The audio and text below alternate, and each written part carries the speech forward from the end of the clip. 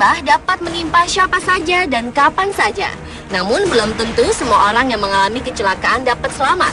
Dan beberapa orang berikut ini adalah orang-orang yang selamat dari berbagai tragedi mematikan yang nyaris merenggut nyawa mereka.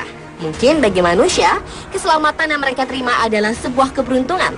Namun sebenarnya itu adalah pertolongan yang maha kuasa yang masih memberikan mereka kesempatan hidup. Apalagi ada di antara mereka yang berkali-kali lolos dari maut.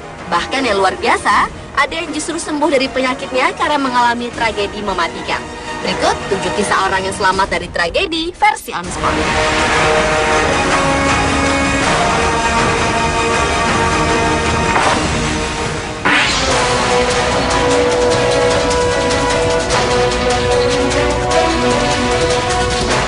Kisah pertama orang yang selamat dari tragedi dialami oleh Raja Hussein bin Talal dari Yordania.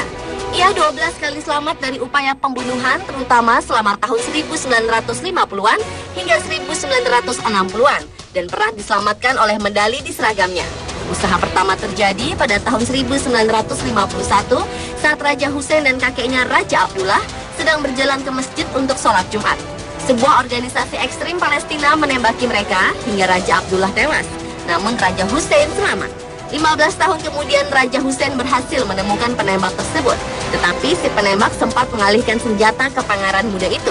Untunglah Raja Hussein selamat karena peluru itu tak sengaja dibelokkan oleh sebuah medali yang terdapat pada seragam yang sedang dikenakannya. Selain itu, pada tahun 1970, Raja Hussein juga lolos dari percobaan pembunuhan setelah seorang pria bersenjata melepaskan tembakan pada iring-iringan mobil kerajaan. Raja Hussein sempat dikatakan terluka, tapi ternyata supirnya lah yang terluka dalam serangan yang terjadi di kota Sweleh itu. Pada kejadian itu, Raja Hussein sempat melompat keluar dari mobilnya dan menembak balik ke arah para penembak. Tahun 1999, Raja Hussein akhirnya wafat, tetapi bukan karena serangan, melainkan akibat penyakit kanker di usia 63 tahun.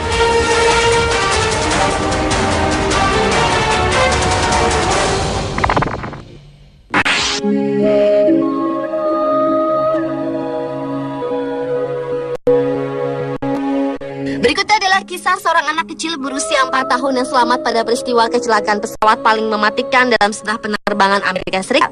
Pada tanggal 16 Agustus 1987, maskapai penerbangan Northwest 255 yang berangkat dari Michigan menuju California jatuh terbalik di sebuah jalan di Romulus karena human error. Pesawat ini kemudian pecah dan terbakar karena menabrak jembatan kereta api dan jembatan layang. 155 orang termasuk seluruh awak pesawat meninggal dunia, kecuali seorang anak perempuan bernama Cecilia Chicantempe. Namun gadis kecil asal Arizona itu mendapat luka serius. Setelah kejadian itu, Cecilia Chicantempe tinggal dengan kerabatnya di Birmingham, Alabama karena ayah, ibu, dan kakaknya tewas dalam kecelakaan pesawat yang sama.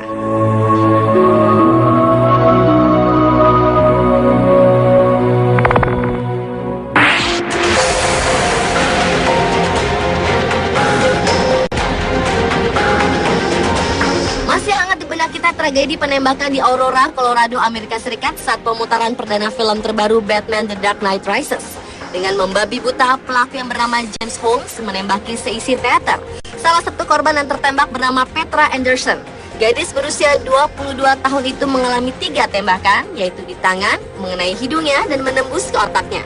Namun anehnya, akibat peluru yang menembus otaknya itu, Petra yang memiliki penyakit aneh di otaknya justru menjadi sembuh. Sejak kecil, otak Petra mempunyai saluran kecil yang mengalir melalui otaknya, namun hingga kini penyakit tersebut belum diketahui. Dan peluru James Holmes justru mengenai penyakitnya itu, bukan bagian vital otak Petra. Menurut seorang neurologis, Dr. Sanjay Gupta, kasus Petra ini seharusnya membuat Petra mengalami kerusakan parah di otaknya. Namun justru karena penyakit yang ia derita, Petra justru selamat dari tragedi itu. Petra Anderson yang kini sudah semakin membaik, bukan saja selamat dari aksi yang terkenal dengan sebutan penembakan Batman itu, tetapi ia juga sembuh dari penyakitnya.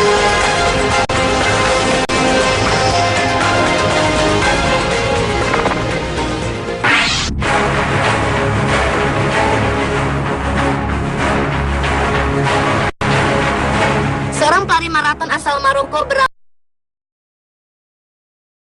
padang pasir di Gurun Sahara. Setelah berlari selama 6 hari dan sejauh 233 km, Mauro justru tersesat akibat diterjang badai. Ia pun kebingungan dan tetap terus berjalan, namun menuju arah yang salah, yaitu menuju Aljazair. Karena kehabisan makanan dan cadangan air, Mauro mencoba bertahan hidup dengan meminum air senia sendiri dan memakan kelelawar yang tinggal di sebuah masjid kosong yang ia temukan. Bahkan terkadang Mauro pun terpaksa memakan ular yang ia temukan di padang pasir. Mauro akhirnya menyerah. Ia mencoba bunuh diri dengan memotong pergelangan tangannya. Namun usahanya gagal karena darahnya menebal dan bergumpal akibat kekurangan air. Ia sulit untuk meninggal. Setelah 9 hari sendirian di padang pasir, Mauro ditemukan oleh satu keluarga pengembara. Mauro Prosperi yang saat itu telah kehilangan berat badan sekitar 20 kg dibawa ke sebuah kamp militer Aljazair, kemudian dilarikan ke rumah sakit.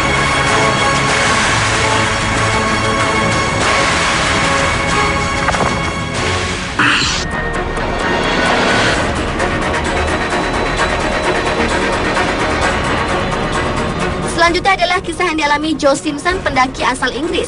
Tahun 1985, Joe Simpson dan Simon Yates menjadi orang pertama yang berhasil mendaki puncak Ciudad Grande di pegunungan Andes, Peru.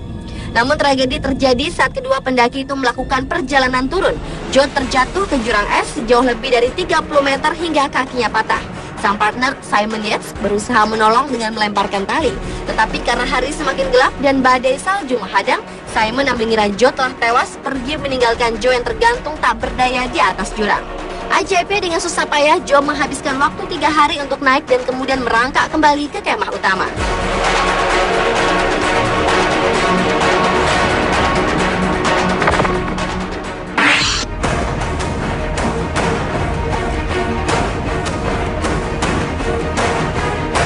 Pada tanggal 13 Oktober 1972, sebuah angkatan udara Uruguay terbang melintasi Andes membawa tim rugby Stella Maris College dari Montevideo, Uruguay untuk bertanding di Santiago, Chili. Saat pesawat itu terbang melalui celah di pegunungan, terjadi miskomunikasi antara pemantau udara di Santiago dan pilot. Akibatnya pesawat mengalami kecelakaan menabrak gunung di pegunungan Andes. 12 orang meninggal dan orang-orang yang selamat harus menahan lapar dan bahaya dan juga suhu minus 30 derajat Celcius di malam hari. Para korban berusaha untuk bertahan hidup dengan cadangan makanan yang mereka miliki. Bahkan ketika mereka mengalami kekurangan makanan dan kelelahan fisik, mereka terpaksa memakan jasad rekan mereka yang telah meninggal. Akhirnya, karena bantuan tak kunjung datang, 2 orang di antara mereka memutuskan untuk menyeberangi pegunungan agar dapat mencapai Chili. Setelah terisolasi selama 72 hari, akhirnya dunia tahu bahwa ada 16 orang yang selamat dari kecelakaan pesawat di pegunungan Andes tersebut.